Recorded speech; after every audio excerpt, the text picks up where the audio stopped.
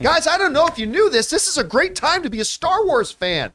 We got Kevin Feige has a Star Wars movie coming. We got a Rogue Squadron movie coming from Patty Jenkins. We've got 18 other Star Wars movies and blah, blah, blah, and Taika Waititi's and Ryan Johnson's and blah, blah. Oh my God, all these movies are coming. Oh, wait. Ruh-roh. This is the Kathleen Kennedy era of Lucasfilm, where we don't get nice things.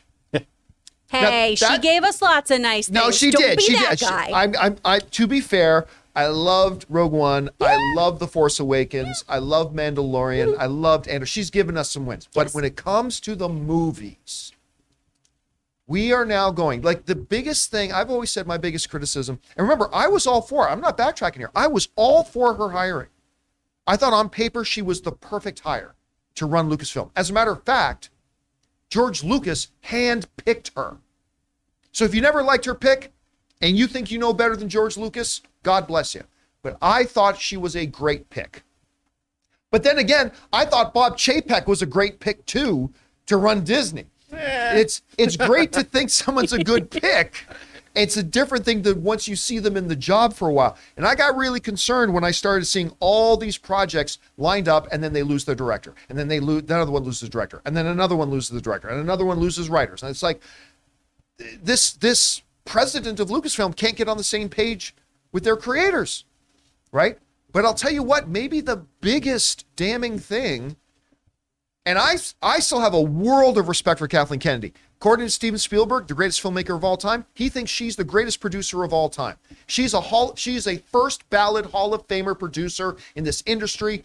Almost no producer in Hollywood, maybe you can count them on one hand, have a better resume than Kathleen Kennedy. She's been an incredible producer. But as the president of Lucasfilm, the biggest damning blotch on her resume is we are going to go a minimum of 5 years without a Star Wars movie. Not from without her trying to get Star Wars movies up and running, but it seems like almost everything she tries to get up and running falls apart. And then we never hear anything else about it. And a couple of things we've been holding on to is that now, a lot of people change their sentiment of Patty Jenkins after Wonder Woman 2. I don't care. This is still the woman who got her Actors Academy Award wins and who made the first Wonder Woman. She's an incredible filmmaker, and I was excited about that Rogue Squadron. And then I was damn excited about Kevin Feige doing a Star Wars movie. Well, guess what? Those are gone. Those are gone. Did I sound bitter? Anyway, according to Variety, there has been a big shakeup over at Star Wars. The Patty Jenkins film, which I think we were all starting to suspect was gone, despite the fact that they made this big announcement for it at the Disney Investors Day call. They even did a sketch. They got a full-size X-Wing out on a tarmac and put Patty Jenkins in the gear. They made this big song and dance out of it. That's gone. The Kevin Feige thing's gone. And now they're saying the Taika Waititi thing is still on pace, and Taika Waititi may himself direct it. And I'll tell you what, I know a lot of us, little iffy on Thor: Love and Thunder. I don't care. Because I look at everything else Taika Waititi, this is the guy who made Jojo Rabbit. This is the guy who made What We Do in the Shadows. This is the guy who did Wildebeest. This is the guy who did Thor Ragnarok. Yeah, and this is the guy who maybe directed the best episodes of Mandalorian. Yeah, Thor: Love and Thunder. Okay, you know what? He's like 7-1. I'll take it. I'm looking forward to his Star Wars project. I am. But it seems like that's it. 4 years since our last Star Wars movie, and that's all we got. That's it. And I look at this, and I have a couple of thoughts.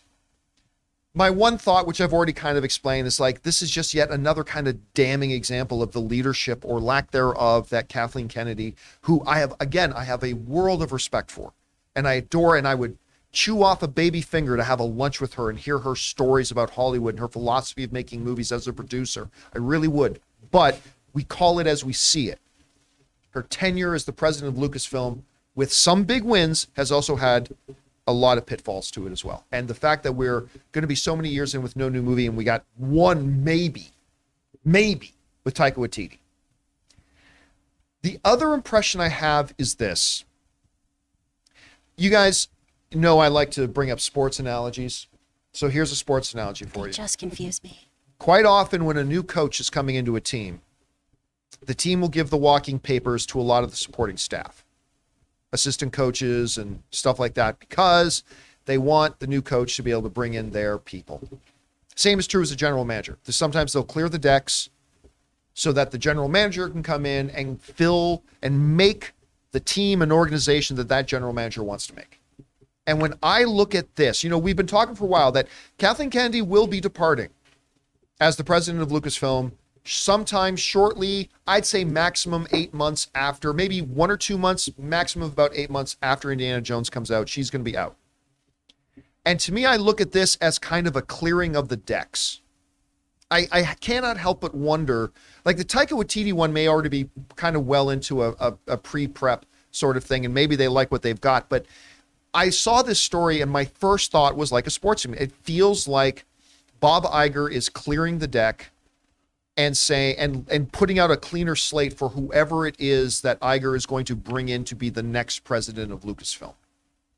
And I would go so far as to say Bob Iger selecting the next president of Lucasfilm might be the most important decision that he has to make as the CEO of Disney again until he walks again in about 1.5 years, because he only signed up for 2 years so he can transition it to a new CEO. I would say this is going to be his most important decision, because this is far too valuable of a property. So yeah, my first reaction when I saw that those films are pulled was, well, us Star Wars fans don't get to have nice things. Even though that's just us being butthurt, because we do get some nice things. Andor is fantastic. Mandalorian's on right now. But still. And the other thing was, I think they're clearing the decks. Now, whether they're clearing the decks for Jon Favreau, or whether they're clearing the decks, I'll tell you what, after Andor, the guy I want to be president of Lucasfilm is now Rogue. Why am I freezing on his name? Ran the show for Andor. For Andor? Oh, I'm freezing on his Tony name. Gilroy? Now. There What's we that? go. Are you talking about Tony Gilroy? Yes, Tony Gilroy. I'm kind of leaning Tony Gilroy now. But whatever, whoever it is, or it's probably going to be somebody whose name none of us know because they're just a great executive, not a filmmaker, and that's fine. That's what I'm looking for. I want a great executive who knows how to support filmmakers and stuff like that. Maybe it'll be Tony Gilroy. Maybe it'll be Jon Favreau. Whatever. I'd be great with either of them being picked.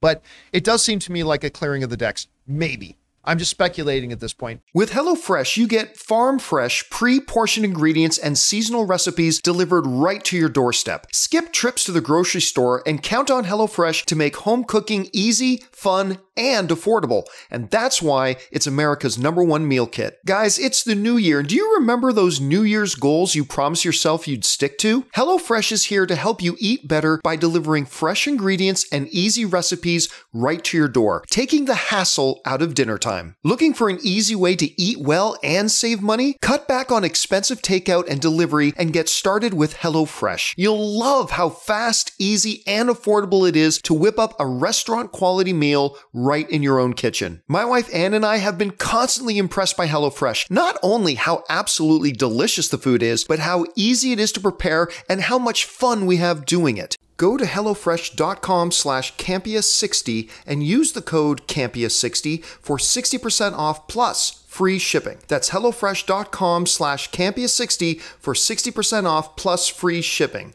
HelloFresh, America's #1 meal kit. But anyway, Chris, was there any surprise? Because that's the one thing I didn't feel. I felt a lot of things reading this. Surprise was not one of them. No. What do you think about this? No, because we've talked about this so much too of, for the Lucasfilms aspect of Disney right now, there's not a lot of films. It's a lot of television. It is called Lucasfilm, yeah. right? Yeah. If you want to tweak that name, okay. But, there's an expectation that comes with it. You do have dinosaurs in this park, right? It feels very much like that. And I do just want to address really quickly. I mean, you put this very well. For those in the chat, too, who are talking about how Kathleen Kennedy couldn't produce Spit and all this stuff, she's an 8-time Academy Award nominee. 8-time. She has been part of so many incredible films. So if you don't like what she's done with Star Wars, that's fine. I completely understand that. But you also don't have to minimize her accomplishments and talk mad shit about her. They're far greater than her here's the thing. Like, it's seriously, ridiculous. To me, the shutdown is this. If Steven Spielberg says, I'm sorry, random fellow fan that I'm talking to, if Steven Spielberg, who is the greatest filmmaker of all time, says Kathleen Kennedy is the greatest producer ever, she may or may not be the greatest producer ever. But if you don't put some respect on that, you're a damn fool. Exactly. Now, that's, again, like you said, that doesn't mean you have to like what she did with Star Wars. No. I am not a particular fan of what she's done with Star Wars. But if Steven Spielberg, okay, yeah, sure, you know better than Steven Spielberg if she's a good producer or not. Okay, Bob. Anyway. It's so easy for us, and I include myself in this, it's so easy for us to talk about all the failings of a film or a franchise or anything from the comfort of our keyboards or behind a desk or something. It's really hard to execute good films. It's really hard to keep great IP alive and well and make all fans happy. So let's just keep that in consideration before we just dogpile on somebody because we don't like them very much. Yeah. So there's that. Were you part of 40 years of history of great, not just filmmaking, but great legendary filmmaking? So just go back into, like, I've been bringing up these images. Just go back and look up these. By the way, we have an editorial video coming out on what does a producer do. Someone wrote, "Ain't that hard? Get the fuck out of here." It ain't that hard to block either. Get out of here. I'm sorry. Tell me you're stupid without saying you're stupid. Yeah. Anyway, we have an editorial video coming out on what a producer does. Mm-hmm. And when you watch that and think about what Kathleen Kennedy, again, I am somebody who is, I'm on the Kathleen Kennedy needs to go out of Star Wars. I am on that train. I have not, I was all for her being hired. I do not think she's done a good job. I think she needs to move back into doing things that she's uniquely fantastic at. But to be a Sunday or Monday morning quarterback and go, oh, she was never actually that good. Okay, you're fucking stupid, because that is just simply ignoring 40 years of history. Yeah. And that doesn't take away from the fact that you don't like what she's done with Star Wars. I'm with you. I'm with you on that.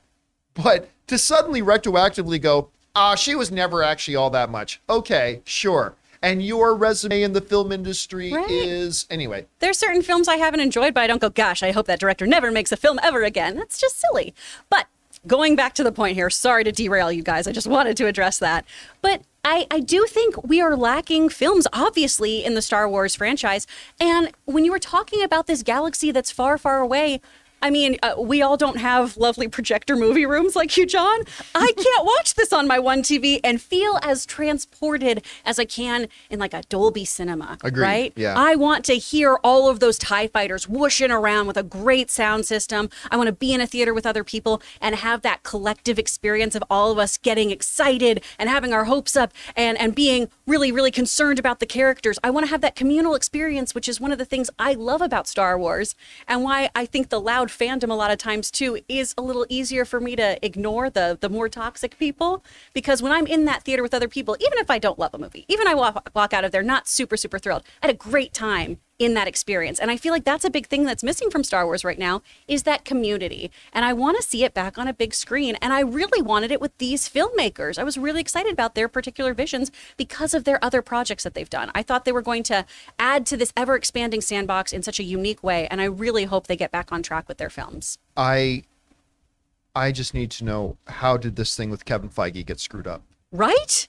I was so excited because Kevin Feige, listen, he may be a bigger Star Wars fan than he is even a Marvel fan. I would agree with that. I've been standing in a circle with him and Star Wars comes up, and man, that guy's eyes light up when you start talking about Star Wars. How did this get screwed up? Well, I have a couple theories. I would love to hear them. And I don't think it's screwed up. You might like it. Okay. He might be the next head of Lucasfilm. Oh, shit. They may be pulling him in a shakeup from Marvel. Or they pulled him from this because he needs to refocus on Star Wars. Yeah, that is the one I would believe to more. right that ship, and then maybe he gets what he wants a few years down the road. See, I love the idea of him taking over Lucas because he's run out of challenges at Marvel. Yeah. Like, what else are you going to do? You've made the biggest films of all time. You've got movies that have won Academy Awards, that have been nominated for Best Picture. You're the most successful producer of all time. What is there left to do? I just think running Lucasfilm would be a lateral move for him. Yeah. I could see him taking over a studio somewhere. But the one thing that you mentioned there, Jonathan, I think is incredibly insightful, is that this could be a part of Marvel going, listen, or Bob Iger saying, listen, the MCU's come off the rails a little bit because we need your full attention here. And so that could very well be it too. And by the way, somebody brought up in the live chat, and I love this, I'll end with this. They said, hey, look, if you want to get an idea about what a producer does, go and watch The Offer on Paramount about the making of The Godfather, because The Offer is a great example of how you can have the greatest filmmakers in the world, like a Steven Spielberg. If you don't have an excellent producer behind them, those filmmakers can't get those films made. And go and watch. The Offer is really, it's a very hyper exaggerated thing of it, but it's a great illustration if you want to know exactly how different and important a producer is to things. Anyway, guys, I'm a little pissy today finding out about this. That more like, why can't we get a fucking Star Wars movie? What the hell is going on? Anyway, guys, whatever you guys think about this, jump down into the comment section below and let us know your thoughts.